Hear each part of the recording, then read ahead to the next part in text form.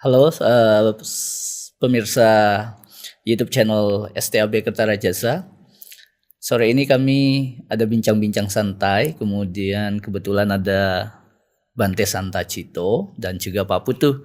Ya kami kepikiran ya bincang-bincang santai lah, karena baru beberapa waktu yang lalu kita ada pesta rakyat ya, pesta rakyat untuk pemilihan kepala negara atau pemilihan presiden.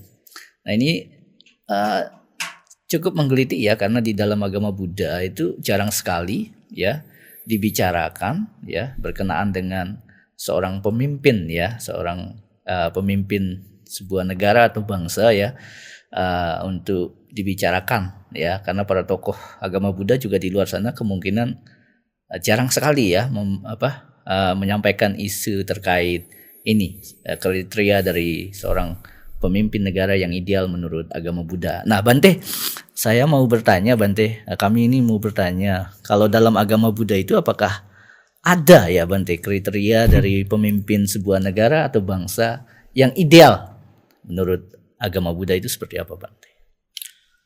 Iya, memang kalau kita berbicara tentang politik, tentang pemimpin negara, kita boleh dikatakan jarang sekali berbicara, terutama kami para biku. Para biku ya Bante. Karena memang para biku tidak diperkenankan untuk terlibat ke dalam politik praktis. Tetapi kalau hanya sekedar misalnya kita sebagai warga negara Indonesia yang punya hak misalnya untuk memilih, itu tidak bermasalah. Tetapi kalau sampai terlibat ke dalam politik praktis itu tidak boleh diperkenankan. Itu adalah aturan kami para biku. Jadi di negara Buddhis yang lain juga termasuk misalnya Thailand atau Sri Lanka, Myanmar bahkan seperti itu juga tidak boleh ya Bante para bikunya terlibat. Terutama di Thailand tidak diperkenankan. Oh iya. Tetapi di Sri Lanka sedikit berbeda. Begitu ya? Iya, tetapi itu pun juga kontroversi. Karena memang ada beberapa yang bahkan para biku yang masuk ke dalam, kalau Indonesia anggota DPR, tapi itu menjadi kontroversi bagi ada juga banyak ya orang. biku yang duduk di parlemen gitu ya?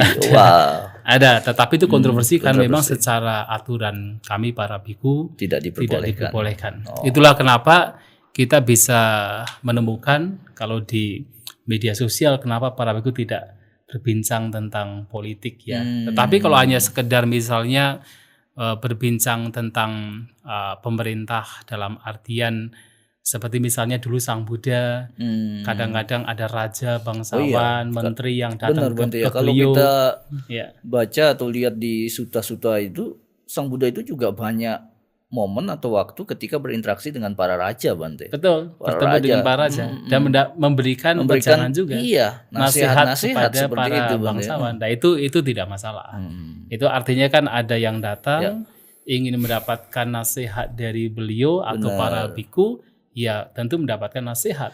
Tetapi tentu para biku tidak masuk ke dalam misalnya ikut menjadi anggota, jangankan DPR. Wong kadang misalnya jadi lurah saja nggak boleh. Iya Bante.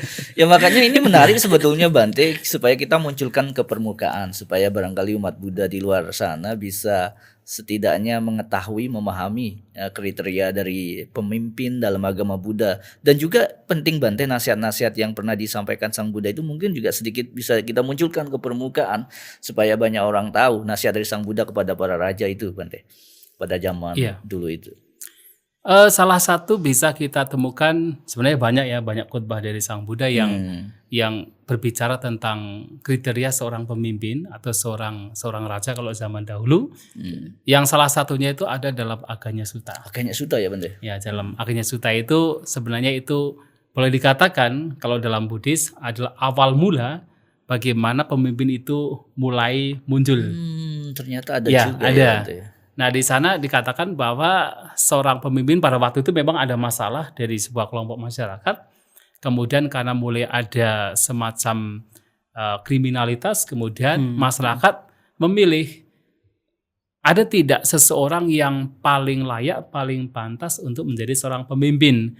Maka kemudian dipilihlah oleh rakyat, oleh masyarakat yaitu seseorang yang paling kuat, yang paling tampan, tapi yang paling pandai. Jadi tidak hanya kuat tampan, tetapi juga paling pandai. Nah, kemudian dipilih orang demikian tujuannya satu, adalah untuk memberikan reward, memberikan semacam hadiah kepada yang layak patut untuk mendapatkan hadiah, dan juga untuk memberikan hukuman kepada orang yang patut untuk mendapatkan hukuman. Nah, jadi ada 3 yang diberikan oleh Sang Buddha kriteria dalam Aganya Sutta itu, kriteria seorang pemimpin. Yang pertama itu dia disebut sebagai Mahasamata. Mahasamata. Kenapa Mahasamata? Karena pemimpin ini dipilih oleh orang banyak. Nah, Mahasamata itu dari kata Mahajana Samata. Jadi dipimpin oleh orang banyak. Maka dia disebut sebagai Mahasamata. Kemudian yang kedua itu adalah disebut Khattiya. Yang kemudian itu sebenarnya kalau dalam bahasa Indonesia kesatria. Tetapi kesatria di sini oleh Sang Buddha didefinisikan sebagai karena ia memimpin sebuah wilayah yang besar. Ya, karena memimpin sebuah wilayah yang besar maka disebut kesatria atau Khattiya. Tapi yang paling penting adalah nomor 3. Apa itu, Banda? Dia disebut sebagai seorang raja. Nah, raja ini karena apa? Oleh Sang Buddha dikatakan sebagai Dhammena Pariranjati. Karena ia mampu menyenangkan masyarakat dengan dharma, dengan kebenaran, maka dia disebut sebagai raja. Maka seorang pemimpin yang baik, pemimpin yang ideal adalah ketika ia mampu menyenangkan, menggembirakan masyarakat rakyatnya dengan dharma, dengan kebenaran. Nah, itu yang sebenarnya paling penting, dan ini menjadi satu pondasi secara Buddhisme, pondasi bagaimana seorang pemimpin harus hidup sesuai dengan dharma. Maka seringkali dalam khotbah-khotbah Sang Buddha, seorang pemimpin yang ideal disebut Dhammiko Dhammaraja. Ia yang memimpin rakyatnya dengan kebenaran, dengan dharma. Itu sering disebutkan dalam khotbah-khotbah Sang Buddha. Oke, Bante. Sungguh menarik, Pak Ari. Iya, benar, Pak. Coba saya mendirectkan ke pemilu yang telah kita lewati ini, Bante. Iya, menarik sekali. Kita kan memilih 3 calon waktu itu. 01, 02, 03 begitu, Bante. Kalau menurut Bante nih ya, dari yang jelaskan Bante itu, karakteristik pemilih di Indonesia itu lebih ke arah mana, Bante? Ya, kalau itu saya tidak tahu. bukan politikus ya. Dan yang kedua masalahnya begini juga. Kan setiap orang punya kecenderungan yang berbeda-beda. Saya yakin sekali bahwa masyarakat Indonesia itu memilih pemimpin sesuai dengan memang kecenderungan mereka masing-masing, dan mereka tentunya masing-masing melihat kebaikan dari masing-masing calon. Dari sisi tertentu, kebaikan itulah yang kemudian dianggap sebagai yang tercocok, yang terlayak bagi mereka. Saya yakin demikian. Nah, itulah. Tetapi kalau konteksnya seperti yang katakan telah kita pilih ya, itu semua punya hak ya. Kita warga negara Indonesia punya hak untuk memilih siapapun yang memang dianggap paling layak. Dan kita tahu juga bahwa masing-masing juga punya keistimewaan masing-masing. Mungkin kalau dari Pak Putu mungkin malah tahu. Kalau dari rekan-rekan aktivis berarti memang ya banyak sekali isu yang terakhir kali ini gitu, Bante. Seperti permasalahan kode etik begitu, kemudian banyak sekali pelanggaran yang dilakukan begitu. Tapi di masyarakat bawah itu justru yang lebih dipandang itu adalah pemimpin yang humble gitu, Bante. Pemimpin yang humble dan bisa menarik hati masyarakat. Jadi saya mendapat satu pengetahuan dari Bante bahwa dalam Buddhisme juga ternyata ada bahwa pemimpin itu memang dipilih dari masyarakat yang senang sama pemimpinnya begitu.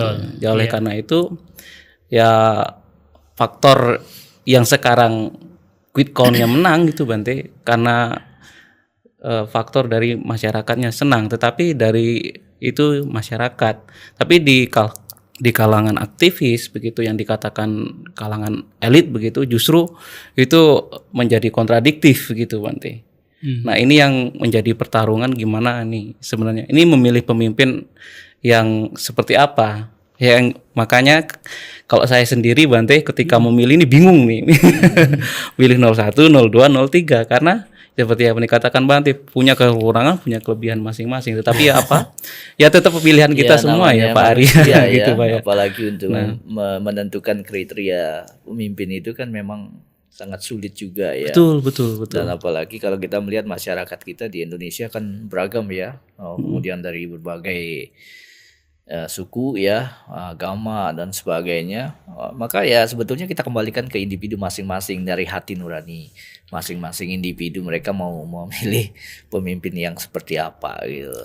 Kalau kita kembali kepada Buddhis, karena kan kita bicara perspektif Buddhis ya. Benar. Ya kita sebenarnya ada kriteria seorang pemimpin yang terbaik. Artinya pemimpin yang paling ideal. Jadi seperti misalnya begini. Kalau kita memperhatikan ajaran Buddha, idealnya praktik ajaran Buddha dan tujuan kita memperhatikan ajaran Buddha, idealnya adalah kebudaan. Mencapai kebudaan. Idealnya itu yang paling ideal. Tetapi kemudian sebelum mencapai kebudayaan juga ada, yaitu orang-orang yang baik, orang-orang yang ya bahkan sangat baik, walaupun bukan Buddha, tetapi orang-orang yang sangat baik. Contohnya adalah arahanta. Bahkan sebelum mencapai arahanta juga ada orang-orang yang baik, walaupun bukan arahat, bukan Buddha, tetapi ada orang-orang yang baik yang arah tujuan hidupnya adalah ke sana, pencapaian arahanta. Misalnya orang mempraktikkan dhamma dengan baik, dia suka berdana, dia mempraktikkan sila, dia suka bermeditasi, walaupun masih ada kotoran batin, belum sempurna seperti arahanta ataupun Buddha, tapi arahnya ke sana, itu masih baik.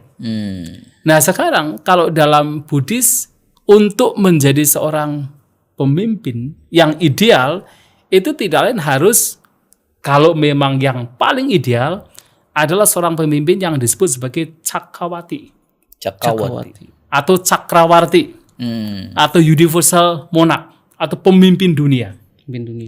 Nah, Cakrawati ini memang seorang pemimpin negara atau seorang raja kalau zaman dahulu, itu yang memiliki kualitas yang sangat luar biasa.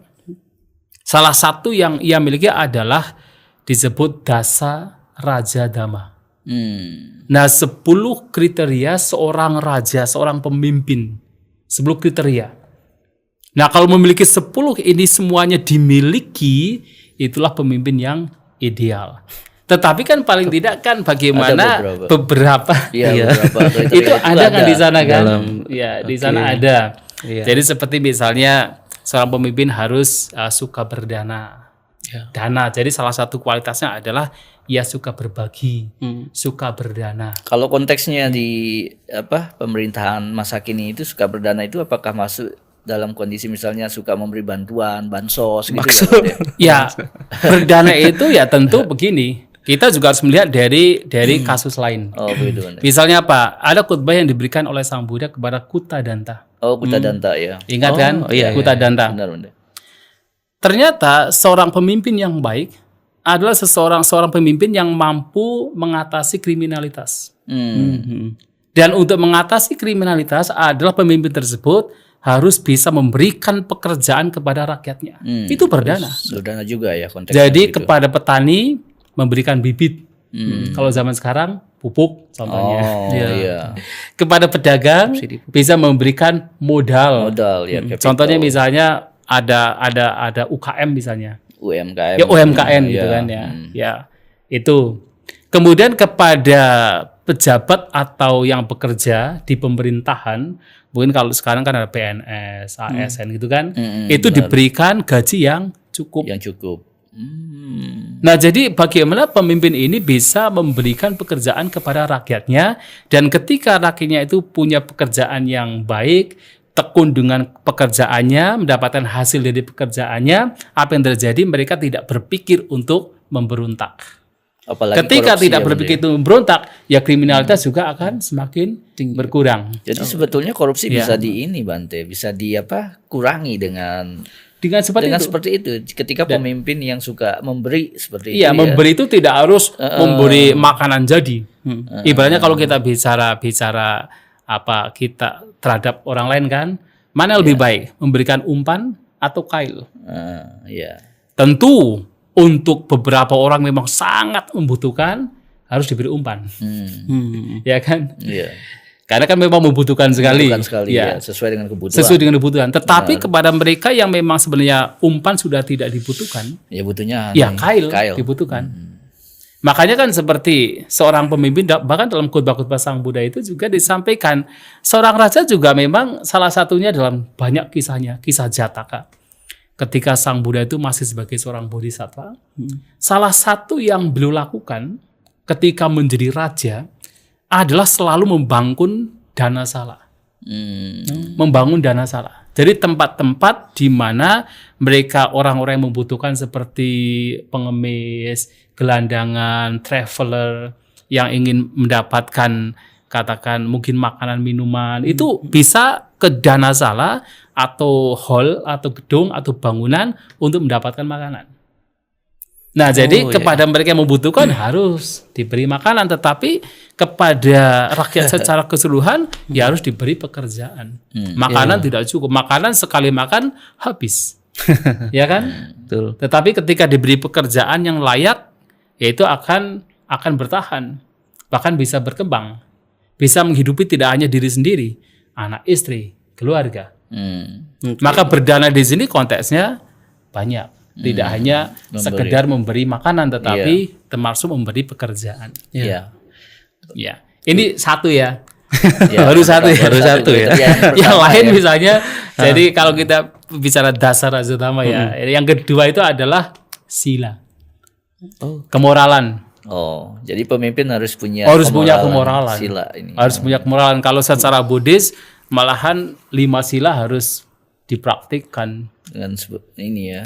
Sungguh-sungguh. Sebelum ke sana Bante. Ya, kita setuju begitu Bante, kalau pemimpin itu memang kalau dalam konteks ilmu sosial itu memang mereka yang harus bisa memberikan harapan bagi masyarakat kaum marginal begitu Bante.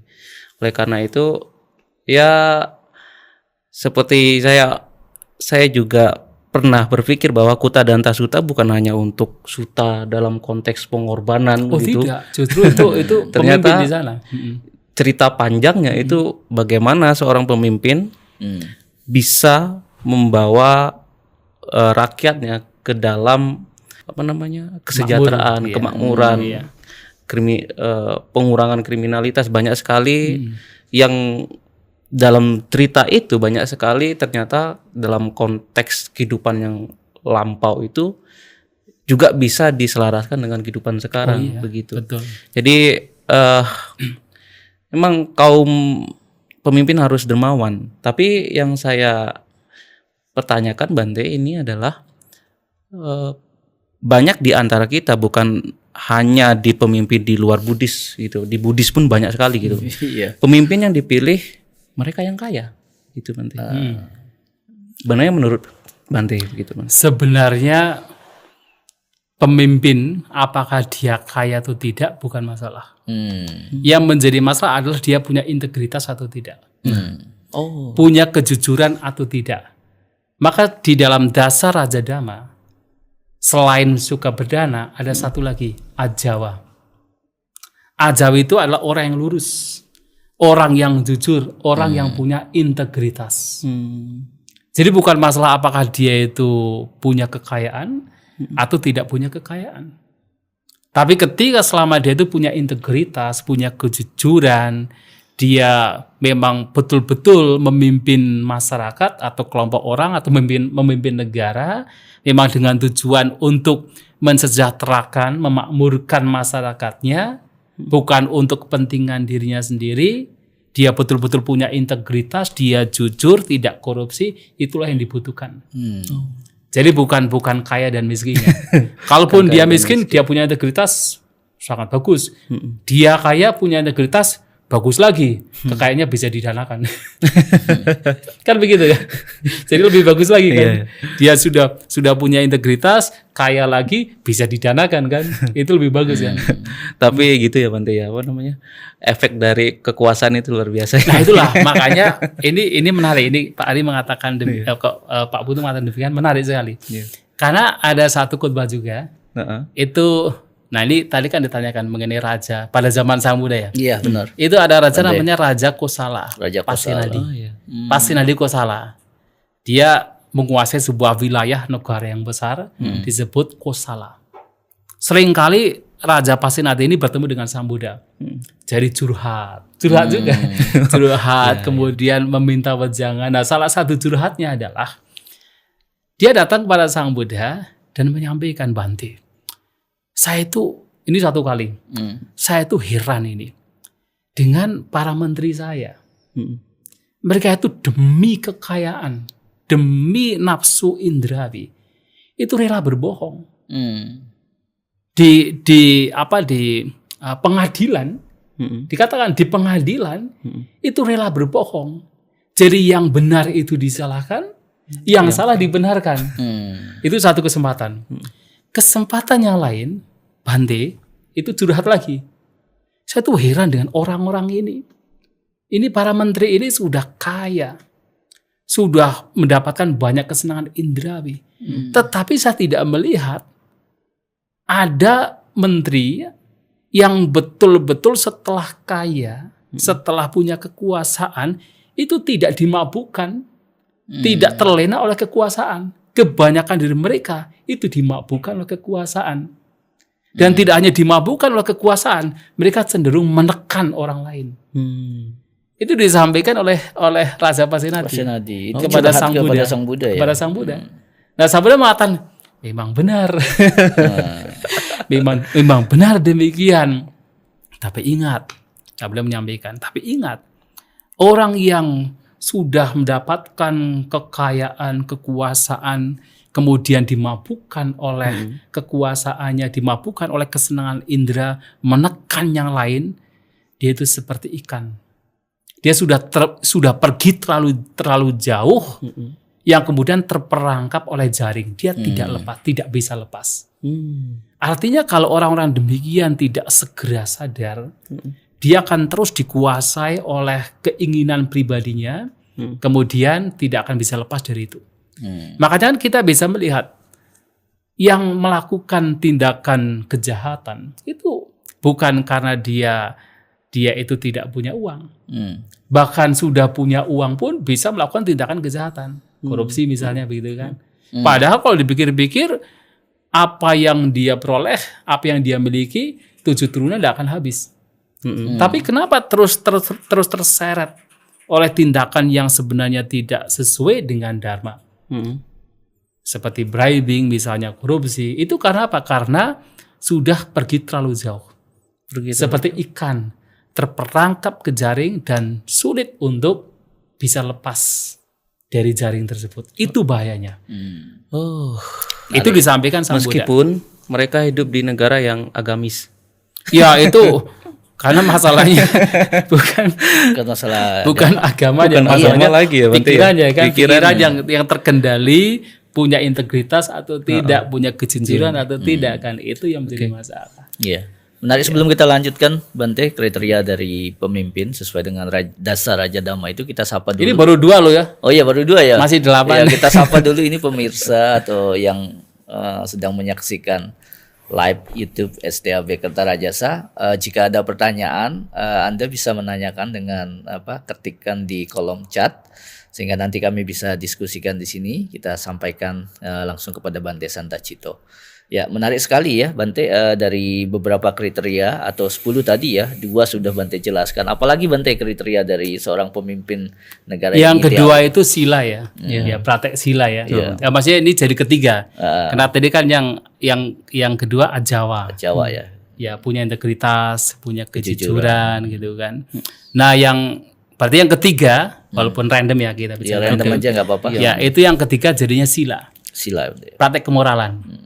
Itu penting sekali. Kenapa? Karena memang ya sebenarnya yang bisa mengendalikan kita untuk selalu hidup kita lurus, ya itu adalah sila, adalah kemoralan. Kemoralan ini akan membawa batin kita itu tidak terseret oleh keinginan-keinginan yang sifatnya menghancurkan, baik untuk diri sendiri maupun orang lain. Maka kalau tadi saya bicara tentang itu Raja Cakrawati atau Raja Dunia, seorang Raja Dunia itu sangat luar biasa.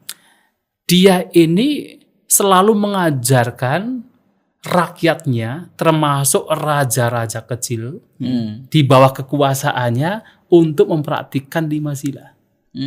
Jadi setiap kali itu datang ke kerajaan-kerajaan kecil yang memang di bawah kekuasaannya, ia ini selalu mengajarkan mereka untuk mempraktikkan 5 aturan kemoralan. Pancasila Buddhis. Pancasila Buddhis. Luar biasa. Jadi mengajar mereka untuk tidak membunuh, untuk tidak mencuri, untuk tidak berzinah, untuk tidak berbohong, untuk tidak mabuk-mabukan. 5 sila ini diajarkan oleh Raja Cakrawati. Yeah. Makanya kalau kita melihat sejarah, yaitu seperti katakan pemimpin yang memang dulu menganut Buddhis termasuk Indonesia, termasuk mungkin pernah dengar Ratu Sima. Oh iya, Ratu Sima. Ratu Sima itu, ya.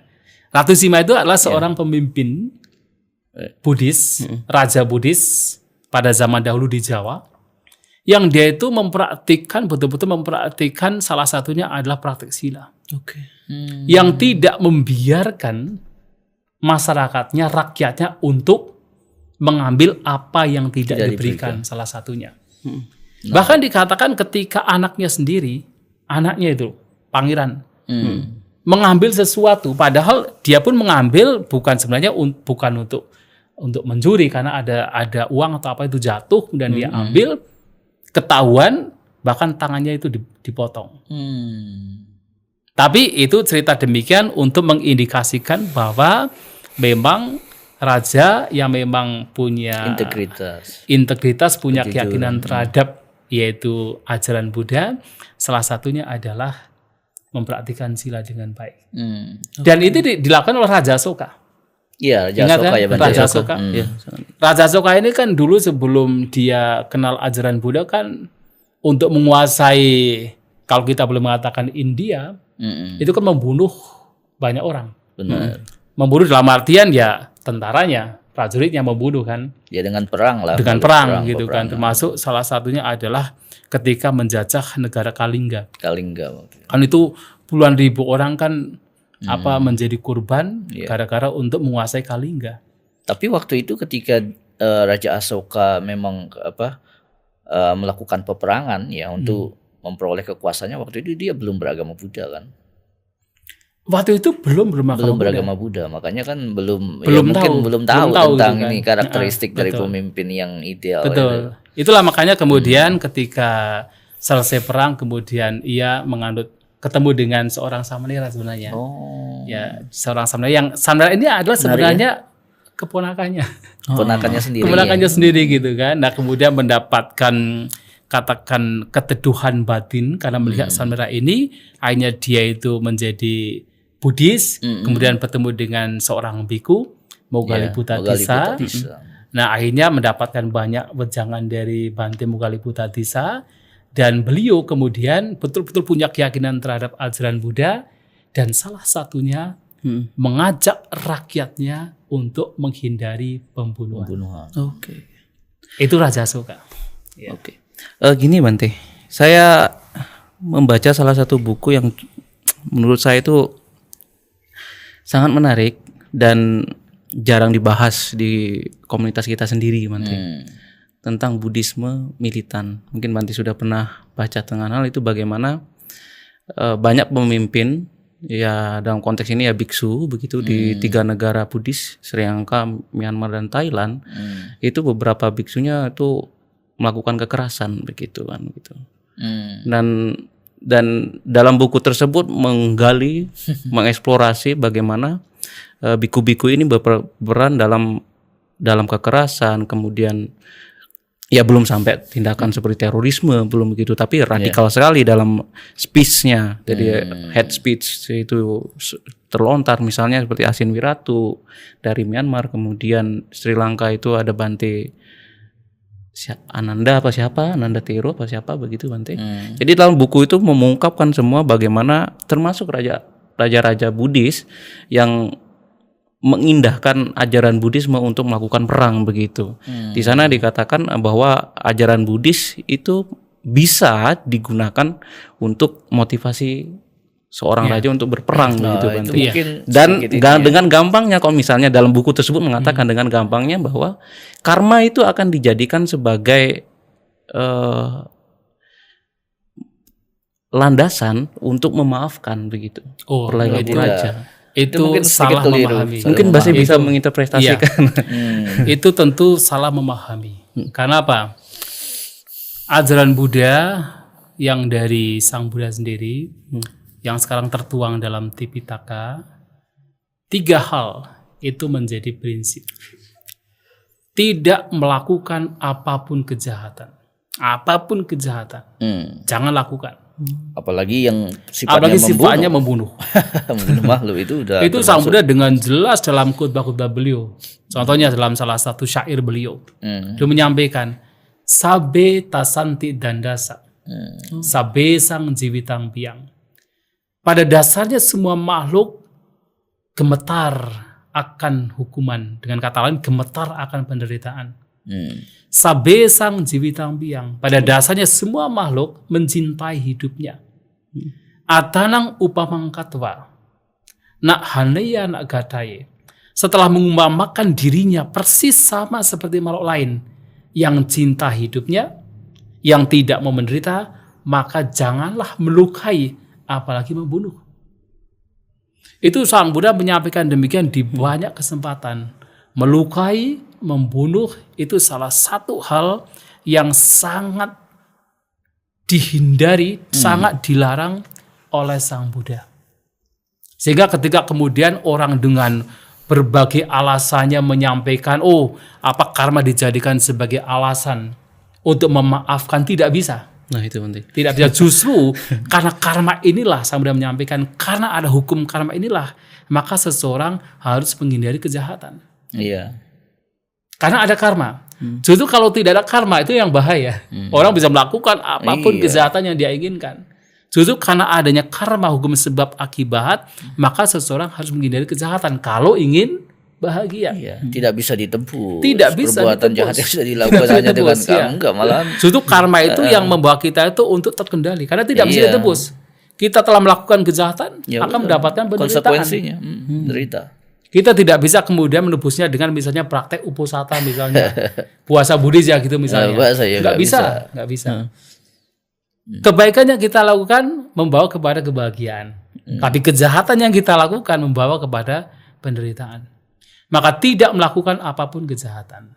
Yang kedua adalah senantiasa melakukan kebaikan.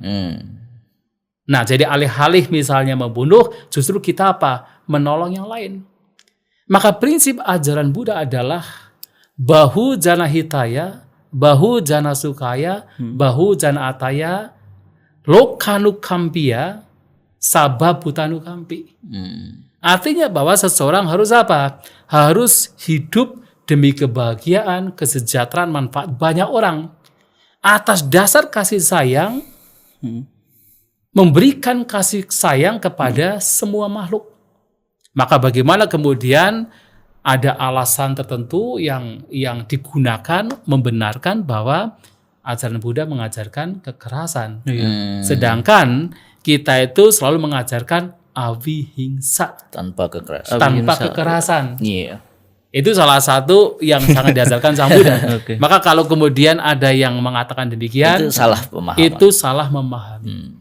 Dan kalau kemudian kok ada mungkin mengatasnamakan pemuka agama Buddha atau pemimpin agama Buddha yang membenarkan kekerasan, itu ia sedang tidak mempraktikkan ajaran Buddha. Walaupun dia seorang pemuka agama mengatasnamakan agama Buddha, dia seorang pemimpin mengatasnamakan pemimpin Buddhis, kalau dia kemudian mengajarkan kekerasan, maka dia sedang tidak mempraktikkan ajaran Buddha. Oke. Itu sudah dipastikan. Iya, benar. Sekali Bante. Kita kembali ke kriteria pemimpin ideal itu tadi Bante, yang Bante sebutkan tadi bahwa akhirnya pemimpin itu harus memiliki kemoralan, sila, ya, kemoralan yang baik, ya, harus menjalankan aturan-aturan moral, ya, sesuai. Punya etika yang baik. Etika yang baik, ya, istilahnya. Itu yang ketiga. Nah, Bante, kalau kita perhatikan tadi ada di pemirsa di YouTube, ya, yang sedang menyaksikan live YouTube kita, ini ada pertanyaan Bante yang disampaikan atau ditanyakan oleh Lilian, ya. Ini, apakah orang yang memberi janji tidak takut dikatakan pembohong bila tidak bisa dilakukan? Maksudnya jika janjinya itu tidak bisa ditepati, itu apakah bisa disebut sebagai pembohong, Bang? Janji-janji kampanye. Ya, mungkin yang dimaksudkan di sini banyak hal, ya, janji-janji kampanye. Ya begini, kan tergantung janjinya apa kan. Ya, kalau misalnya janjinya janji untuk melakukan kejahatan, kemudian orangnya sadar, kemudian tidak menepati janjinya, itu baik gitu ya. Tapi kalau janji melakukan kebaikan, kemudian padahal dia mampu untuk melakukan, tapi tidak bisa dilakukan, itu yang boleh dikatakan itu tidak baik. Tapi kalau kemudian dia berjanji sesuatu untuk melakukan sesuatu, dia masih memegang janjinya, tapi dia tidak mampu. Mungkin karena alasan tertentu, bukan karena dia tidak ingin menepati janjinya, tapi dia tidak mampu karena alasan tertentu, yaitu masih diwajarkan. Ya kan? Kan kadang kita demikian juga kan. Mungkin kita sudah punya janji kepada seseorang, nanti jam sekian akan bertemu gitu kan. Tetapi ternyata ada keperluan lain yang mendadak sekali yang kita tidak bisa melakukan. Mau bagaimana? Ya kan? Bukan artinya berbohong berarti. Bukan berbohong. Tapi kalau kemudian dia berjanji untuk melakukan sesuatu, sebenarnya dia mampu, itu adalah tidak baik. Atau dia berjanji tapi dalam hatinya akan membohongi. Oh, itu baru. Itu yang baru itu ya, itu tidak sesuai. Membohongi. Itu termasuk bagian dari melanggar, kalau dalam Buddhis melanggar aturan kemoralan yang keempat. Berarti itu berbohong. Tidak sesuai dengan kriteria dari pemimpin betul. ideal itu tadi. Karena sudah melanggar aturan. Melanggar aturan etika atau sila. Iya, betul. Ya, karena kalau misalnya salah satu program kampanye begitu kan banyak sekali penghalangnya loh Bante. Seperti yang dijelaskan Bante, cerita tadi, menteri ada yang suka maunya begini, maunya begitu, bohong dan lain sebagainya, itu sebenarnya sudah menjawab begitu. Jadi sulit sekali untuk janji-janji kampanye itu, ya pasti ada yang berhasil dilakukan dan tidak begitu. Tergantung asesmen lapangannya nanti gitu. Ya harapan warga negara sih sebenarnya apapun program pemerintah yang mencalonkan yang memang itu program yang baik dan itu memang dibutuhkan oleh warga, ya seharusnya memang itu ditepati. Tentunya kan sebagai pemimpin yang baik kan ketika mengajukan sebuah program itu kan bukan sekedar program, tetapi kan sudah dipikir matang sekali kan, sudah direncanakan dengan secara matang. Jadi tidak asal gitu kan, asal beri program untuk sekedar menyenangkan, tetapi sesungguhnya itu tidak dilaksanakannya, itu tentu tidak sesuai secara Buddhis. Tetapi kalau itu sudah direncanakan secara matang, memang tujuannya untuk demi kebaikan dan betul-betul nanti kalau misalnya terpilih menjadi seorang pemimpin dan itu akan dilakukan dari hati, memang akan dilakukan, itu sesuatu yang baik. Dan itulah memang tugas-tugas seorang pemimpin yang seperti tadi kan, yang di awal sekali dalam Kutta Danta adalah bagaimana memakmurkan rakyat, mensejahterakan rakyat. Maka program-program yang memang tujuannya adalah untuk memakmurkan rakyat, itu ya hendaknya itu dilakukan dengan baik. Dan memang itulah tugas seorang pemimpin, yang adalah membawa kelompok masyarakat yang dipimpin untuk maju atau untuk berkembang dalam hal yang baik. Ya, baik Bante, selanjutnya apa Bante? Kelanjutannya dari kriteria pemimpin yang ideal di dalam Buddhisme. Yang keempat ya? Iya, yang keempat Bante. Paricaga. Ya. Paricaga itu pengorbanan. Hampir seperti berdana. Tapi paricaga itu dari kata caga. Dari kata, kalau dalam kata kerjanya itu cajati. Paricajati. Artinya itu melepas, berkorban. Ya itu jelas, karena seorang pemimpin kan memang tujuannya kalau kita bicara pemimpin Buddhis kan tujuannya kan yang tadi bahujana hitaya, bahujana sukaya, bahujana taya kan, demi memberikan kesejahteraan, kebahagiaan, manfaat untuk banyak orang. Karena memimpin banyak orang ya dia harus berani berkorban. Berkorban tidak hanya berkorban secara materi, tapi tenaga harus dikorbankan. Kalau kita mungkin kalau sebagai warga biasa kan ya tidur bisa teratur sekali kan. Mungkin 6, 5 jam, 7 jam bisa tidur kan. Tapi tentu sebagai seorang pemimpin negara mereka harus ke sana kembali kan. Ya itu pasti tenaga yang fit tenaga itu harus dikorbankan, harus berani berkorban demi kesejahteraan, kemakmuran masyarakat rakyatnya. Itu parijajati atau parijaga ya. Nah, itu juga salah satu ciri karakteristik seorang pemimpin yang memang punya jiwa untuk berkorban. Ya, dan itu sudah ditunjukkan oleh Pangeran Siddhartha ya, Bante. Pangeran Siddhartha. Oh iya, tapi Pangeran Siddhartha kan bukan pemimpin negara ya. Iya. Tapi beliau seorang raja loh. Raja Dhamma juga. Iya, betul. Raja Dhamma. Kan banyak yang harus dikorbankan. Iya, banyak sekali. Dan beliau adalah seorang pemimpin, walaupun bukan pemimpin sebuah wilayah, tetapi pemimpin bagi masyarakat yang ingin mencari spiritualitas. Dan betul-betul beliau telah mengorbankan segalanya. Termasuk adalah mengorbankan tahtanya, meninggalkan keluarganya. Dan ketika telah mendapatkan apa yang dicari, beliau itu dalam 1 hari tidur hanya 1 jam. Istirahat hanya 1 jam beliau, Sang Buddha itu. Jadi betul-betul waktunya itu dihabiskan untuk kebahagiaan, kesejahteraan banyak makhluk. Hanya 1 jam tidurnya. Wah, hebat kan? Itu namanya parijaga. Sebelum kita lanjut ke pertanyaan Bante, coba dilanjutkan dulu yang kelima apa Bante? Dari yang kelima itu adalah kanti. Sabar. Nah, sabar. Pemimpin juga harus sabar ya Bante. Oh iya, itu harus kesabaran. Jadi apalagi kan kita saja sebagai manusia biasa, ya maunya bukan seorang pemimpin negara ya atau pemimpin sebuah wilayah masyarakat besar itu ya, kita pemimpin juga sih, mimpin diri sendiri paling tidak.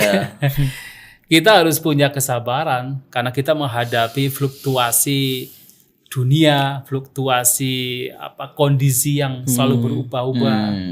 Kita manusia harus mengalami 8 kondisi dunia. Ya kan ada untung rugi yang jelas kalau dalam konteks dalam konteks kepemimpinan itu celaan dan pujian. Kan 8 kondisi dunia kan untung rugi, nama baik, nama buruk, celaan, pujian dan suka duka kan. Ada 8. Nah, celaan pujian itu akan ada. Selalu ada. Nggak bisa dihindarkan ya. Nggak bisa dihindarkan. Bagi seorang pemimpin pasti ada itu ada sebaik yang apapun seorang tapi pemimpin ada juga ada yang mencela. Pasti. Iya. Kan pernah dikatakan Sang Buddha mengatakan begini. Orang yang tidak bicara dicela. Orang yang sedikit bicara dicela. Apalagi orang yang banyak bicaranya dicela. Orang yang selalu berbicara kebenaran pun juga dicela. Apalagi orang yang suka berbicara kebohongan pasti mendapatkan celaan. Nah, sehingga dengan adanya pujian dan celaan, dengan banyak kata-kata yang mungkin tidak sesuai dengan keinginannya, seorang pemimpin harus berani bersabar. Harus bisa membawa batinnya tenang, bersabar menghadapi segala tantangan, segala rintangan yang pasti akan dihadapi.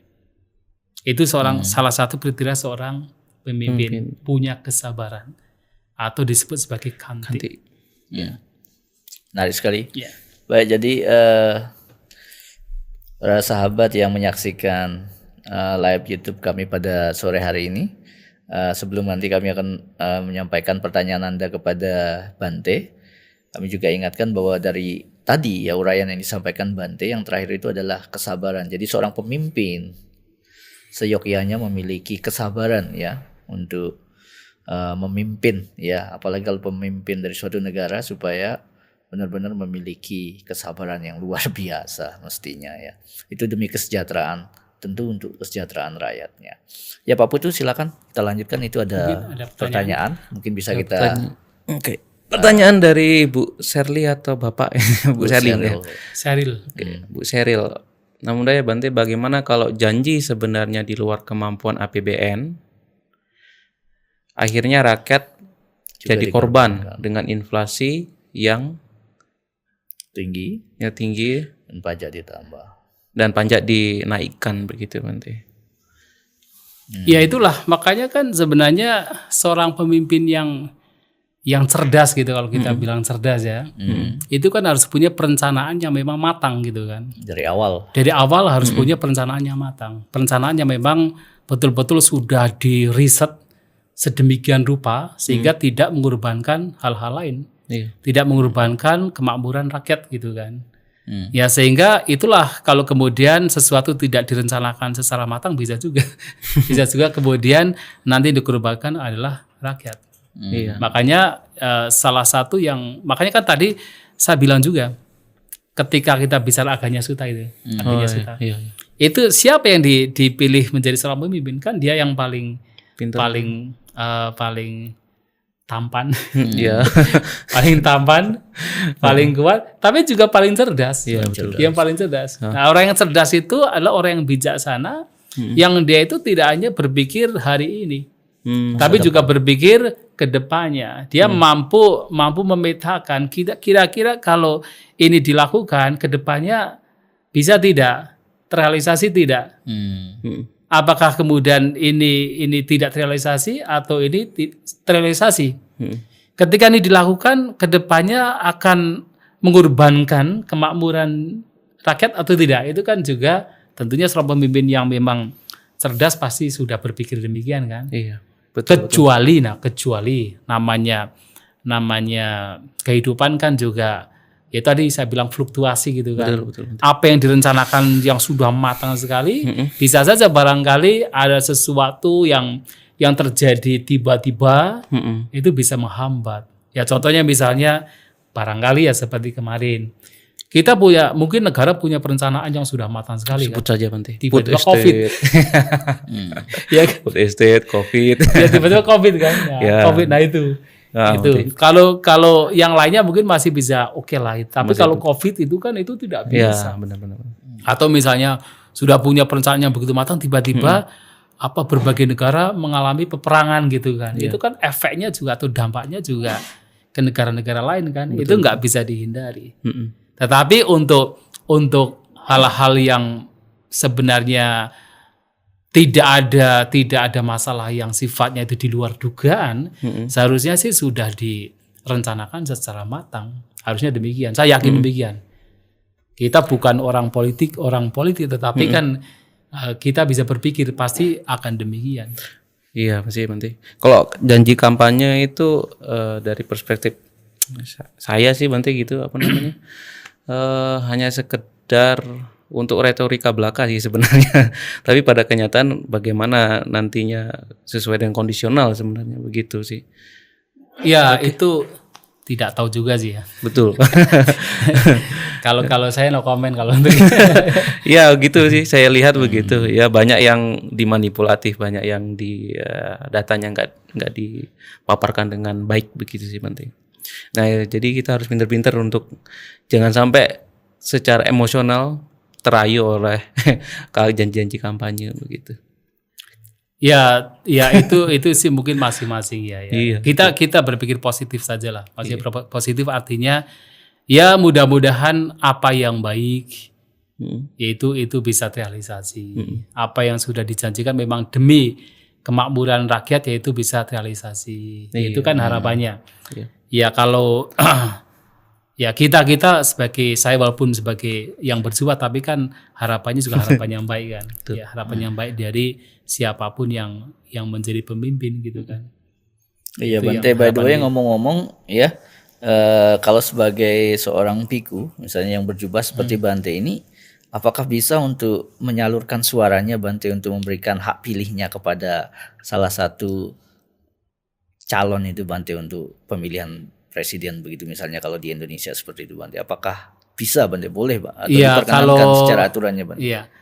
Kalau di negara yang saya tahu di Thailand, itu biku tidak boleh. Oh, tidak boleh malah, tidak boleh. Ya, tentu kan karena memang seorang biku memang kan tadi disampaikan tidak terlibat dalam politik praktis gitu kan. Benar, ya. Sehingga di Thailand sebagai negara yang memang mayoritas Buddhis, tentu pemerintahannya juga paham benar dengan aturan-aturan dari kebikuan, ya, maka mereka juga memberikan aturan bahwa biku tidak boleh memilih.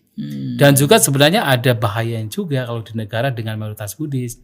Karena kan di mana-mana yang namanya pemuka agama itu menjadi panutan dari warga gitu kan. Nah, sehingga bayangkan kalau misalnya di Thailand itu di sana mayoritas Buddhis. Panutan dari masyarakat Thailand kan para biku. Kalau para biku ikut terlibat dalam kampanye, terlibat dalam misalnya pemilihan, pasti kan orang-orang apa yang punya keyakinan terhadap biku tertentu ikut kan? Iya. Ya seperti kampanye di Indonesia kan. Di Indonesia kan kebanyakan orang kan juga ikut mereka yang pemuka agama yang mereka anggap sebagai tapi sebagai itu kan politik identitas itu ya. Ya, itu sih bukan demikian politik juga. Itu bukan demikian, tetapi preference saja. Nah, sehingga di Thailand itu tidak diperbolehkan. Tidak diperkenankan bagi para biku ya. Cuman kalau Indonesia kan memang justru ini kita juga begini. Para biku, salah satu hal yang juga hendaknya kami lakukan ketika memutuskan sesuatu itu ada 3. Pertama adalah Attadipateya. Kedua adalah Dhammadipateya. Yang ketiga adalah Lokadipateya. Nah, Attadipateya itu adalah bagaimana kita memutuskan sesuatu berdasarkan kepada hati nurani kita. Tentu kebijaksanaan kita ini baik atau tidak baik. Itu atta, diri sendiri. Kemudian yang kedua adalah Dhammadipateya. Kita memutuskan sesuatu berdasarkan kepada dhamma atau dharma. Benar tidak? Ya, tentu kita punya scripture atau kitab suci ya, kita jadikan sebagai acuan, ini benar atau tidak. Tapi juga yang penting juga adalah Lokadipateya. Loka itu adalah dunia atau masyarakat atau secara pemerintahan. Pemerintah secara umum. Kita di Indonesia ya secara umum kita juga mengikuti aturan-aturan pemerintahan. Kita hidup di Indonesia kan. Maka itu bagian dari Lokadipateya. Kita memutuskan sesuatu berdasarkan kepada aturan masyarakat, aturan pemerintah. Indonesia sebagai warga negara Indonesia itu diwajibkan oleh pemerintah untuk juga ikut pesta rakyat, ikut pemilu kan, pemilihan umum kan. Ya, berarti sehingga dalam konteks ini kita bisa mengacu pada Lokadipateya. Ya, kita warga negara Indonesia itu ya kita punya hak juga untuk bisa memilih juga. Iya, sebenarnya ada satu Bante yang sampai sekarang mau saya tanyakan. Itu KPU memberikan kuota untuk pemilih yang ODGJ Bante. ODGJ itu apa? Oh ya, orang dalam gangguan jiwa Bante. Jadi diberikan hak pilih Bante. Di 2000 sudah mulai sih di 2022 enggak salah. 2019 sampai sekarang pun begitu Bante. Itu ada di beberapa media. Menurut Bante gimana? Itu saya tidak tahu, saya baru dengar gitu ya. Iya. Saya baru dengar. Oke, kita di luar ini konteks ini, tapi saya akan berbicara konteks sesangga ya. Jadi kami di sangga itu adalah perkumpulan para biku. Kita juga punya banyak peraturan. Ketika dilanggar juga ada hukuman. Tentu hukumannya bukan hukuman fisik. Tidak ada hukuman fisik dalam sangga gitu kan, ketika ada pelanggaran. Nah, salah satu cara untuk menyelesaikan sebuah masalah atau kasus dalam bahasa Pali namanya adhikarana. Itu kasus yang legal, namanya adhikarana. Seperti dalam hukum kan ada kasus legal kan. Nah, kita dalam bahasa Pali ada namanya adhikarana. Ada 7 cara untuk mengatasi sebuah kasus yang sudah legal. Namanya satta adhikarana samata. Nah, salah satunya ya itu banyak 7 tetapi memang salah satunya adalah dengan cara voting ya. Dengan cara voting. Tetapi juga khusus kasus-kasus yang terjadi pada seorang biku yang dulu melakukan pelanggaran, pada saat dia gila, namanya umataka, itu tidak bisa dikasuskan. Itu akan dikasuskan ketika dia sudah sadar, sudah waras. Kalau sudah waras, baru dia bisa dikasuskan. Tapi ketika dia itu belum sadar, belum waras, artinya dia berada di luar kasus demikian. Artinya kalau kita korelasikan dengan yang sekarang ini, kayaknya kayak lucu. Relevan nggak sih? Ya, lucu kan, karena dia kan memilih sesuatu bukan atas dasar kesadaran, minimal 3 tadi kan. bukan atas dasar kesadaran yang memang dia itu secara bijak memilih gitu kan. Betul. Maka dalam Buddhis ketika berbicara tentang demokrasi, ini kan ini Sangha itu menggunakan aturan demokrasi. Ketika ada permasalahan, salah satu cara untuk mengatasinya adalah dengan voting. Betul. Tetapi kemudian ketika permasalahan yang itu terjadi pada seorang biku yang memang pada waktu itu adalah umataka adalah gila, maka tidak bisa dikasuskan. Iya sih. Ya percuma. Dia tidak sadar, dia tidak waras. Bagaimana dia akan bisa memutuskan atau diputuskan secara bijak? Ya ini sih berarti impact-nya itu adalah jadi suara-suara mereka itu digunakan orang-orang berkepentingan aja sih, sebagai lumbung suara gitu sih Bante. Oke Bante, lanjutkan Bante kriterianya Bante. Baik, tadi kita sudah sampai ke kriteria yang nomor 5 ya Bante. Kanti ya kesabaran ya. Kemudian yang selanjutnya Bante dielaborasi lagi. Keenam berarti ya? Ya, yang keenam. Tapa. Wah ini apa itu Bante? Tapa itu sebenarnya dari kata bertapa juga dalam bahasa Indonesia. Tetapi bukan bertapa di sini. Seorang pemimpin negara itu harus suka bersemedi di hutan, mandi air bunga di tengah malam gitu, bukan begitu ya. Okay. Nanti nyala kemudian mandi dulu. Tapi ada loh macam Bante. Tapi bukan begitu maksudnya ya, bukan begitu.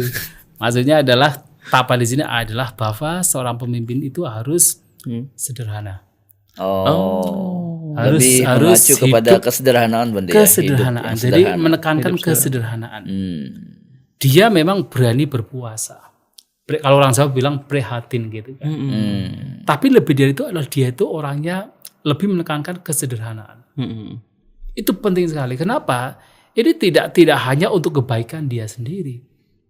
Agar dia itu selalu ingat pertama bahwa tujuan dari memimpin sebuah wilayah atau memimpin sebuah masyarakat tertentu adalah bukan untuk kesenangan indrawi, tetapi untuk masyarakat, untuk kemakmuran masyarakat. Karena kalau kemudian dia tidak menekankan kesederhanaan, menjadi seorang pemimpin punya peluang untuk mendapatkan sebanyak-banyaknya mengumpulkan kekayaan, ya kan? Tapi kalau dia itu punya prinsip tapa, punya prinsip hidup sederhana, toh juga nanti kalau meninggal tidak akan dibawa kan? Kalau meninggal yang dibawa adalah perbuatannya kan? Benar ya. Maka kalau dia punya prinsip tapa, punya prinsip hidup sederhana, tidak berfoya-foya, tidak menjadi pemimpin untuk mengejar kesenangan indrawi, untuk katakan meluapkan keserakahannya, tetapi memimpin demi untuk kebahagiaan, kesejahteraan, kemakmuran masyarakat, dan dia menggunakan apa yang dibutuhkan sekedar memang kebutuhannya, itulah pemimpin. Salah satu kriteria pemimpin yang baik, yang ideal. Iya Bante, menarik sekali. Tetapi kalau kita lihat di era ini memang sulit sekali melihat pemimpin yang memiliki kesederhanaan seperti itu ya Bante ya. Memang nggak tahu. Tapi kalau zaman dulu Bante, dulu pada zamannya mungkin pada masa-masa kehidupan Buddha mungkin ya barangkali ada raja yang memang menekankan hidup sederhana seperti itu Bante. Ya memang seorang pemimpin memang dengan berbagai hal yang memungkinkan untuk diperoleh, fasilitas yang memang semua bisa diperoleh. Memang kalau tidak hati-hati kan akan terseret kayak tadi kan, seperti ikan yang terlalu jauh pergi terperangkap oleh jaring kan, itu memang sulit sekali. Tidak bisa mengontrol ya. Tidak bisa mengontrol. Tapi idealnya memang seorang pemimpin itu memang harus selalu menekankan kepada kesederhanaan. Sederhana itu bukan pencitraan gitu ya. Bukan sebenarnya di belakang itu keserakahannya itu begitu besar, mengumpulkan sebanyak-banyaknya, kemudian di depan kemudian menampilkan sebagai orang yang sederhana. Bukan demikian. Tetapi bagaimana di depan dan di belakang itu memang sama. Dia itu memang ya pemimpin yang sederhana. Yang sederhana gitu kan. Memang tidak neko-neko kalau orang Jawa bilang gitu kan. Nah, itu yang penting. Itu yang namanya tapa, jiwa tapa itu bukan yang terlihat dari penampilannya, tetapi itu dari dalam. Itu harus dari dalam. Dan masyarakat kita juga sebel sih sebenarnya. Kenapa? Dengan pemimpin yang demikian. Oh iya. Iya, benar-benar sebel. Iya, itu konsekuensi. Karena memang konsekuensi. Ya ternyata memang budaya tapa itu sebenarnya ada dalam hati sanubari masyarakat Indonesia sih sebenarnya. Oh, betul ya. Karena warisan budaya kita itu sebenarnya gitu. Budaya sederhana memang adalah di masyarakat Indonesia, sehingga ketika melihat pemimpin yang kelihatan bermewah-mewahan, apalagi kan kadang-kadang yang mewah itu bukan dianya tapi keluarganya, itu kan menampilkan kemewahannya. Ya, itu yang kemudian memang konsekuensi dari yang pemimpin demikian nanti menjadi bahan hujatan dari masyarakat. Ini konsekuensinya sih. Makanya memang harus hati-hati ketika mendapatkan mandat untuk karena pemimpin itu sebenarnya dua hal yang bisa dilakukan. Dia bisa melakukan kebaikan sebanyak mungkin, tapi juga bisa melakukan kejahatan sebanyak mungkin. Kalau dia memang punya mandat yang sungguh-sungguh untuk melakukan kebaikan sebanyak mungkin dan digunakan dengan baik, itulah luar biasanya. Oke. Tapi kalau kemudian punya kesempatan yang juga untuk melakukan kejahatan sebanyak-banyak, itu bahayanya. Iya Bante, itu ya. Kemudian yang selanjutnya Bante, setelah tapa apalagi nih Bante kriterianya dari seorang pemimpin yang ini sudah berapa? Nomor 7. Tadi sudah 6 ya Pak ya. Sekarang yang ke-7. Selain tapa itu ada akoda. Iya. Akoda itu adalah tanpa kemarahan, tidak emosian. Ya, jadi dia itu tidak suka marah. Ya tadi kalau sudah sabar pasti gak suka marah. Ya benar. Nah, jadi tidak emosian, apalagi kan dengan tidak meledak-ledak. Tidak ya dengan banyaknya kritikan, celaan. Karena katanya kan sebaik apapun seseorang pasti akan mendapatkan celaan ya. Ya karena ketika dia sudah melakukan misalnya 100 hal sudah dia lakukan. Tapi kan ada orang-orang yang mungkin karena ada kepentingan tertentu ingin mencari celahnya. Begitu ada satu hal yang kemudian menjadi celah bagi dia, itu kan menjadi bahan hujatan, celaan, hinaan, gitu kan. Nah, kalau kemudian pemimpin itu tidak memiliki katakan sifat akoda yang tidak emosian, ya dia akan mudah emosi, mudah meledak-ledak, mudah marah, dan dampaknya itu sangat luar biasa. Ya dampaknya luar biasa begini. Seseorang tidak bisa memberikan solusi yang terbaik terhadap permasalahan, terhadap hal yang harus dilakukan ketika dirinya dikuasai oleh kemarahan. Dia tidak bisa berpikir dengan jernih. Dia tidak bisa memberikan solusi yang terbaik ketika yang dimunculkan adalah emosi semata, kemarahan semata. Maka kemarahan ini harus dilenyapkan, harus diredamkan. Seorang pemimpin yang baik, dia harus bisa mengendalikan emosinya, bisa mengendalikan kemarahannya untuk tetap bersabar, untuk tetap melihat sesuatu dengan cinta kasih. Iya, betul. Terhadap apalagi kan ibaratnya pemimpin kan ibaratnya seperti orang tua kan. Orang tua yang memiliki banyak anak. Anaknya ada anak-anak yang memang nakal. Sehingga dia harus, walaupun anaknya nakal, ya dia harus melihat itu sebagai anak yang membutuhkan kasih sayang. Bukan ketika dia nakal kemudian dia tendang. Tapi bagaimana bisa memberikan kasih sayang terhadap semua anak yang sangat beragam. Maka akoda ini penting. Itu penting sekali untuk dimiliki. Ya. Baik Bante, kita lihat dulu pertanyaan dari sahabat kita yang sedang menyaksikan di YouTube channel STHB Kertaraja. So ini ada satu pertanyaan dari Jolin Journals, Bante. Nama budaya Bante. Kalau sebagai pemimpin seperti Kim Jong Un, ini pemimpin Korea Utara seperti ini Bante, yang begitu sadis, karma apa yang dia dapat seandainya dia meninggal? Jadi karma apa yang dia dapat setelah meninggal dunia nanti Bante? Itu pertanyaan. Dan kemudian karma apa bisa menjadi rakyat dengan pemimpin yang seperti itu? Nah, ketika seorang terlahir sebagai warga negara atau rakyat dengan pemimpin yang seperti Kim Jong Un ini, karma apa sih yang mereka lakukan? Ya kita tidak mengacu kepada pemimpin tertentu ya. Tapi kita lebih melihat kepada perbuatannya gitu. Iya. Silakan. Sebenarnya apapun orangnya, apakah dia sebagai warga atau sebagai pemimpin atau sebagai apapun lah, siapapun orangnya, sesuai dengan hukum karma kan ada formulanya. Ya disang papate bijang, tadisang labate palang. Kalianak karijak kalianang, papa karijak papaka. Seperti halnya benih yang ditabur, itulah yang akan dia petik, buah yang dia petik. Pembuat kebaikan mendapatkan kebaikan atau kebahagiaan, pembuat kejahatan mendapatkan penderitaan atau hal yang buruk.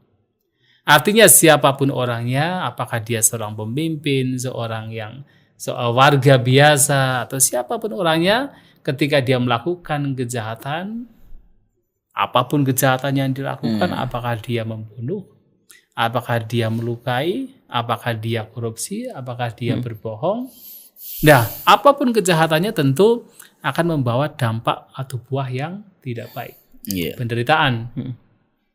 Kalau tidak di kehidupan sekarang, di kehidupan mendatang.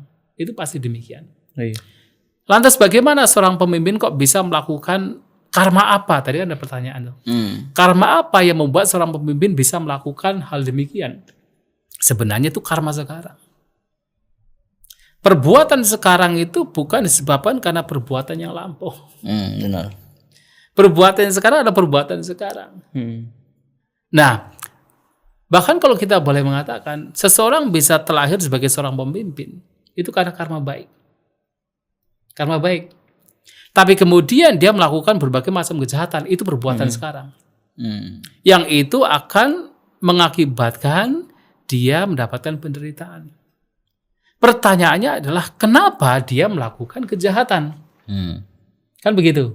Bukan karma yang lampau, tapi kenapa dia sekarang bisa melakukan kejahatan? Ya tadi, tidak memperhatikan prinsip-prinsip kebenaran. Dia tidak peduli dengan praktek sila. Tidak peduli dengan kanti kesabaran. Dia tidak peduli dengan pentingnya untuk tidak emosian. Ya kan? Dia tidak peduli dengan kejujuran. Dia hanya mengembangkan kesenangan indrawinya. Hanya mengembangkan keserakahannya. Hanya terikat dengan kekuasaannya. Dimabukkan oleh kekuasaannya. Itu yang membawa ia kemudian tidak sesuai dengan praktek-praktek yang baik sehingga dia melakukan berbagai macam kejahatan. Kalau posisi dia sebagai seorang pemimpin, dia melakukan kejahatan demikian karena dia tidak menggunakan prinsip-prinsip kebenaran sebagai jalan hidupnya. Itu yang menjadi penyebabnya. Langsung ya. Bante lagi, ini ada satu pertanyaan lagi. Ini sepertinya tadi Bu Seril itu ya atau siapa? Yang ini bertanya lagi, nama budaya Bante, izin mau bertanya, pemimpin yang terpilih kita lihat dari Paticca Samuppada atau buah karma Anumodana, dari mana? Mungkin pemimpin yang terpilih itu nanti kita lihatnya dari mana? Dari ya sebenarnya kan ya betul. Jadi artinya bahwa segala fenomena yang ada di dunia itu kan semua sebab akibat. Itu Paticca Samuppada. Jadi kenapa seseorang menjadi seorang pemimpin ya karena ada sebab-sebab yang lampau. Nah, sehingga sekarang menjadi seorang pemimpin. Kalau kita melihat dari sisi positifnya, kenapa orang bisa menjadi pemimpin? Ya karena perbuatan baik yang lampau. Buah sekarang menjadi pemimpin karena buah karma baik yang lampau. Karma baik yang lampau salah satunya kalau kita melihat dari misalnya Cula Kama Wibangasuta. Oh iya benar. Pernah dengar kan khotbah yang diberikan Sang Buddha kepada seorang Brahmana bernama Subha. Iya. Itu anaknya dari Brahmana Todaya. Nah, salah satunya adalah kenapa ada seseorang yang dia ini terlahir dengan mempunyai banyak pengaruh. Tapi ada juga seseorang yang terlahir dengan tidak punya pengaruh. Itu kan seperti pemimpin kan? Iya, benar. Jadi biasanya kalau seorang pemimpin kan punya banyak pengaruh. Tapi ada juga yang terlahir dengan tidak punya pengaruh. Ya rakyat biasa lah. Ya rakyat biasa. Ya begitu tidak punya pengaruh lah gitu ya. Pengaruhnya. Nah, kenapa ada orang-orang yang terlahir dengan punya banyak pengaruh? Sang Buddha mengatakan karena dia dulu suka mengembangkan sifat tidak iri hati. Tidak iri hati. Tidak iri hati. Maka dia akan mempunyai banyak pengaruh Di kehidupan ini. Kehidupan sekarang. Yang kedua adalah kenapa tidak punya pengaruh? Karena dia suka iri. Lawannya ya suka iri. Karena dia suka iri dengan kebahagiaan orang lain, kesuksesan orang lain, maka sebagai dampaknya sesuai dengan hukum karma, ia tidak punya pengaruh. Nah, jadi positifnya adalah kenapa orang bisa menjadi pemimpin? Ya barangkali dia memang dia mengembangkan sifat berbahagia dengan kebahagiaan orang lain, keberhasilan orang lain. Dia tidak iri dengan keberhasilan orang lain. Itu sifat baiknya. Tapi ingat, kan ada bentuk perbuatan yang dikatakan sebagai joti tamu parayana. Ada kan? Dari terang menuju gelap. Oh iya. Sekarang karena buah karma yang baik, dia mendapatkan hal yang baik kan, menjadi pemimpin, punya banyak pengaruh. Tapi hati-hati kalau kemudian apa yang sudah diperoleh dengan baik, tapi sekarang tidak mengembangkannya, dia suka iri hati, tidak suka dengan kesuksesan kebahagiaan orang lain, ya nanti kedepannya dia tidak punya pengaruh. Disebut joti tamu parayana. Iya. Kim Jong Un. Iya menarik. Ya kita lanjut dulu Bante ya Pak Putu. Dilanjut kita ini tadi sudah sampai kriteria yang ke-6 ya. Ke-7 ya. Baik. Sekarang ke-8. Sekarang yang ke-8 ya Bante. Silakan. Yang ke-8 itu adalah Madhawa. Ini random sebenarnya, enggak berurut ya. Madhawa. Madhawa itu adalah lemah lembut. Madhawa itu artinya lembut. Santun gitu ya. Punya kesantunan, kelemah lembutan, sopan santun, kata-katanya juga terstruktur dengan baik, tidak menyakiti orang lain. Jadi kalau Sang Buddha mengatakan itu adalah kalau kita bicara, selain tentunya harus berbicara yang sesuai dengan fakta, bicara yang memang sesuatu yang eksis, bicara yang bermanfaat, tiga ini juga bicaralah yang enak didengar. Kana sukang, hadayang gamang, piyawacang. Kana sukang adalah, kana itu telinga, suka itu bahagia, yang membuat telinga bahagia. Dengan kata lain, enak didengar. Kemudian hadayang gamang, hada itu hati, gamang itu going to the heart. Artinya apa? Mengena ke dalam hati. Jadi tidak menyakitkan hati. Bukan kata-kata yang kasar, tetapi kata-kata yang memang menyenangkan hati, mengena ke dalam hati, menginspirasi, memotivasi, kata-kata yang memang menyejukkan hati, itu hati yang gampang. Piyawacang, kata-kata yang indah, kata-kata yang didasari oleh oleh cinta kasih, bukan kebencian, bukan karena emosi. Nah, orang yang berkata demikian selain sesuatu yang memang fakta, yang eksis, yang bermanfaat dan juga menyenangkan telinga, mengena ke dalam hati, didasari oleh cinta kasih, itulah orang yang disebut sebagai punya madhawa.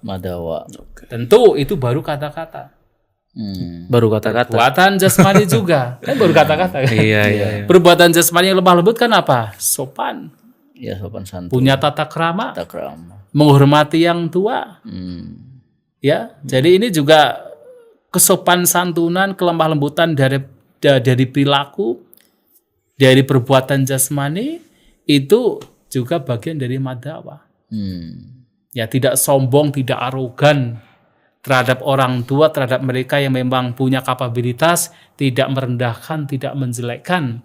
Itu adalah Madhawa. Nah, itu yang harus dimiliki. Jadi Madhawa itu salah satu yang harus dimiliki oleh seorang pemimpin. Ya. Lanjut aja. Ya, yang ke-9 Bante. Awihimsa. Tadi telah disebutkan ya, tetapi belum disebutkan sebagai salah satu bagian dari 10 karakteristik seorang pemimpin yang ideal. Ya. Awihimsa itu adalah tidak melukai makhluk lain. Kalau tidak melukai berarti jelas tidak membunuh. Iya. Ya kan sudah jelas kan? Iya. Uang melukai saja tidak boleh, apalagi membunuh kan? Dia tanpa kekerasan lah ya. Tanpa kekerasan. Dia tidak. Nah, ini juga penting sekali. Jadi Raja Cakrawati itu dikatakan memimpin dunia, memimpin warganya, nak dandena, nak satena. Bukan dengan alat pemukul, bukan dengan senjata. Berarti kalau dalam konteks ini, ya pemimpin yang menjalankan ini, Awihimsa ini tidak mungkin akan melakukan peperangan secara fisik gitu ya Bante? Tidak mungkin, tetapi harus diingat, tetap punya tentara. Tetap ada militernya ya. Punya Raja Cakrawati itu dikatakan memimpin dunia tanpa hukum, tanpa pendungan. Danda itu alat pemukul ya. Dan tanpa satu itu senjata. Tetapi dia punya tentara yang sangat kuat. Tentara yang sangat kuat. Bahkan ini seperti legenda ya. Bahkan dia itu punya anak 1.000. Dan anaknya itu kuat-kuat semua, wira. Jadi seperti heroik begitu. Si anaknya itu kuat-kuat sekali. Dan dia punya tentara yang sangat kuat. Ya mau tidak mau sebagai negara yang, apalagi negara besar itu harus punya tentara, walaupun tidak digunakan untuk berperang. Tapi kan kalau tidak punya tentara, wah itu bahaya sekali. Bahaya kan. Nah, sehingga punya tentara hanya saja itu tidak digunakan untuk menindas, tidak digunakan untuk kekerasan. Lebih kepada untuk antisipasi serangan sebenarnya. Dari luar mungkin. Betul sekali. Itu ya. Sama kalau bahasa kerennya sekarang mungkin proxy ya nanti. Proxy ya. Iya nanti. Oh apa ya proxy itu? Jadi ya perang melihat kekuatan lawan seperti apa, jadi kita tuh agak iya bisa demikian. Saya nggak tahu politik makanya. Tetapi bagaimanapun ya namanya negara besar ya memang harus memiliki iya itu pasukan militer, kekuatan militer yang memang itu nggak bisa dihindari. Dan itu juga yang menjadi salah satu yang membuat satu negara itu disegani sebetulnya. Iya itu pasti. Makanya tidak seperti yang Bante sampaikan tadi bahwa Raja Cakrawati, apalagi itu kan Cakrawati kan penguasa dunia Bante, itu memiliki tentara yang harus luar biasa besar jumlahnya ya itu. Dan juga ya Awihimsa di sini tentunya kan walaupun punya tentara, tapi punya kekuatan. Bahkan kan Raja Cakrawati kan dikatakan orang yang paling kuat. Dia itu. Bukan manusia biasa dia.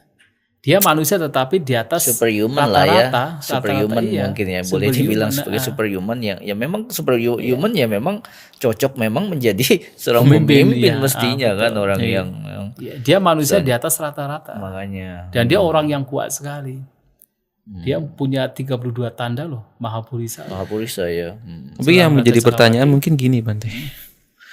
Berapa lama sampai menjadikan seseorang menjadi super leader? Wah itu Cakrawati juga kebajikan gitu. Juga sih. Iya. Kan kebajikan yang besar sehingga dia bisa menjadi seorang Raja Cakrawati. Betul.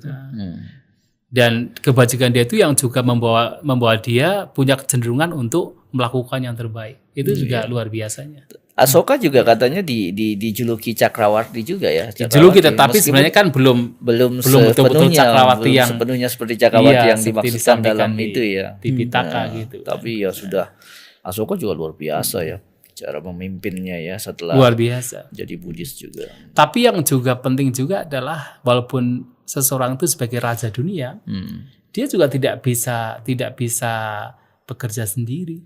Oh iya, tetap. Makanya kan dia mempunyai 7 permata. Salah satu permata adalah Parinayaka.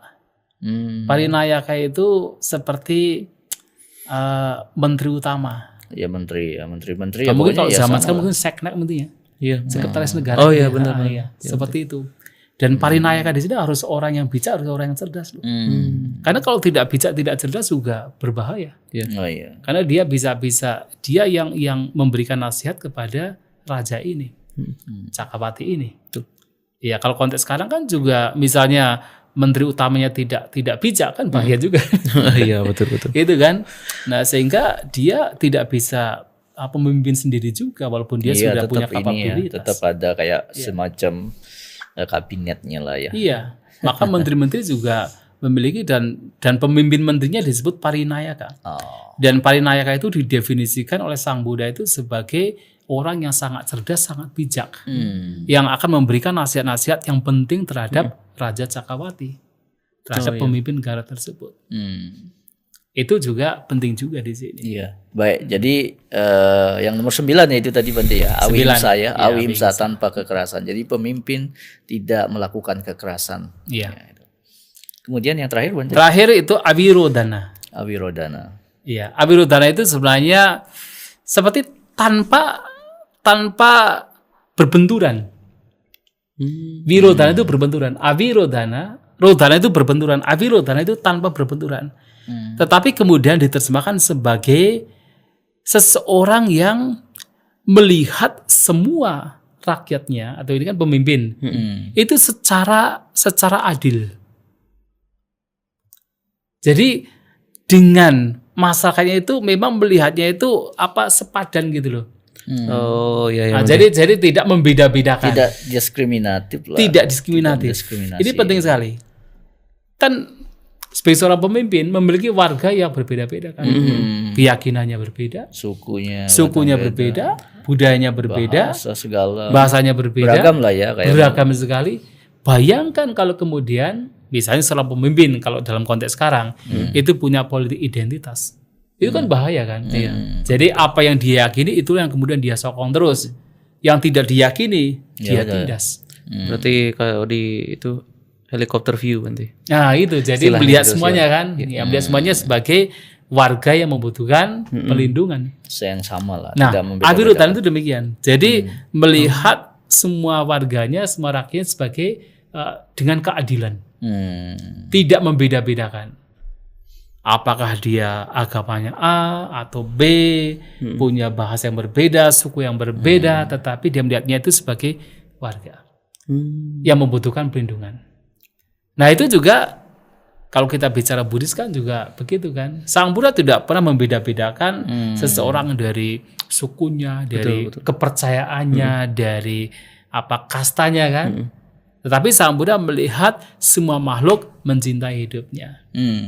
Semua makhluk tidak mau menderita. Melihat itu, maka janganlah engkau melukai apalagi membunuh. Maka memperlakukan sabak butanu kampi wiharati. Maka berdiamlah dengan penuh kasih sayang terhadap semua makhluk. Itulah kenapa kepada umat Buddha, kita kan sering setiap kali ada acara tertentu, diakhiri dengan kata-kata Sabe sata bawantu pitata. Semoga semua makhluk berbahagia. Itu awirodana. Awirodana.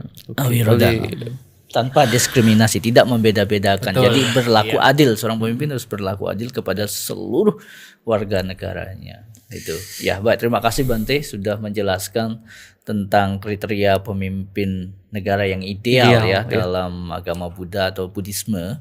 Dan semoga nanti meskipun kita sekarang saat ini masih menunggu hasil real count ya dari KPU, ya siapapun nanti presidennya yang terpilih, ya semoga saja kalau kita sebagai Buddhis ya pemimpinnya nanti tidak jauh lah dari kriteria-kriteria tadi itu ya Bante ya. 10 kriteria itu dari pemimpin. Dan tidak siapapun yang menjadi pemimpin mempraktikkan 10 kriteria itu. Wah, itu luar biasa lagi ya. Dan bagi siapapun yang menyaksikan live kami sore hari ini, semoga bermanfaat ya. Ini memang jarang sekali untuk dimunculkan ke permukaan ya. tentang kriteria dari pemimpin yang baik, sehingga nanti Anda tidak bingung lagi untuk menentukan pilihan Anda untuk ketika mungkin ke depannya nanti ada pemilihan semacam ini untuk menentukan pemimpin dari negara. Maka kita dasarnya, landasan kita adalah dasar Raja Dhamma itu.